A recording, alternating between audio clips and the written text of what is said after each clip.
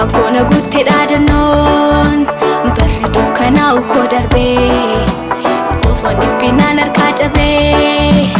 anaaf kote yafanno afakona gutte dadannon barri dukkana uko darbe tofani binan arkacabe yaddo kosin obafade ibe kosin urkufade sif kan dadaba minjiru Sika sina gidaru yaddo kosin obafade ibe kosin urkufade sif kan dadaba minjiru sika sina gidaru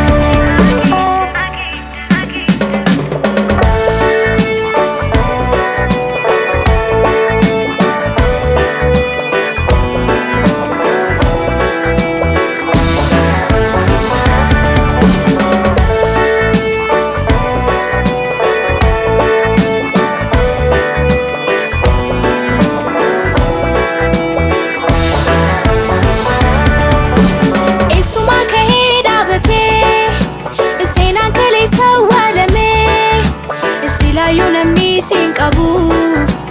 kabata haramu jame Folitin aflatte kuno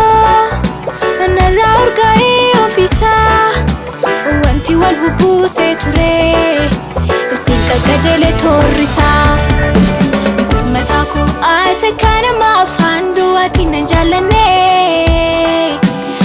matako fara narufte male fulanattin bande Matako sila kolana famsi tasun tarkan fade Matako enyuma waka hedu sinan kon fade Matako atakana mafandu atinan jalane Matako fara narufte male fulanattin bane Matako sila kolana famsi tasun tarkan fade enyuma waka hedu sinan kon fade matako matako matako matako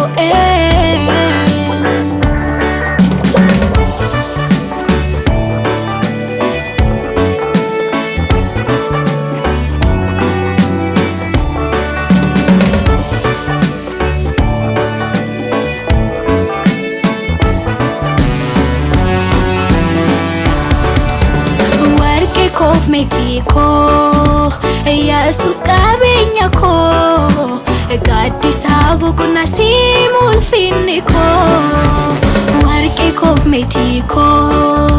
Jesus kabenya ko gadi sabu kuna simul finiko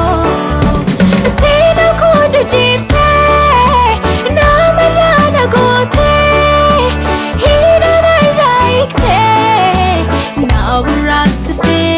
Jabi kufte naburak siste akka jabi kufte naburak siste akka jabi kufte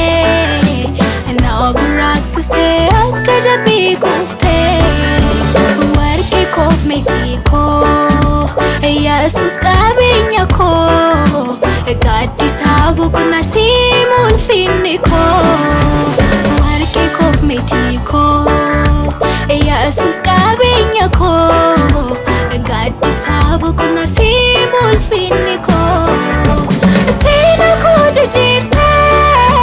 na marana gote hina na raikte na burak siste akka jabi kufte na burak siste akka jabi kufte na burak siste akka jabi kufte Siste akka jabi kufte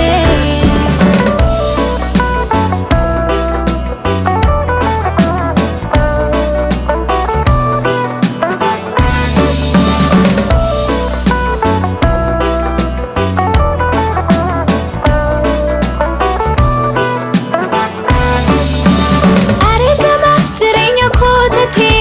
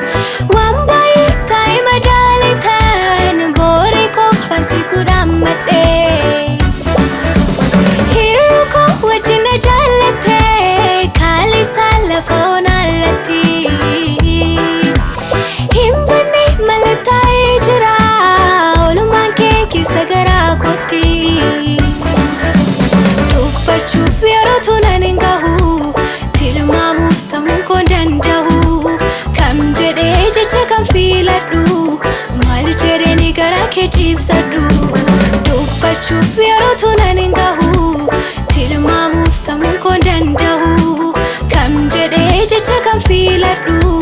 maal jedhanii garaa kee cibsadhu Dubbachuuf yerootu nan hin gahu tilmaamuuf sammuun koo danda'u kam jedhee jecha kan filadhu maal jedhanii garaa kee cibsadhu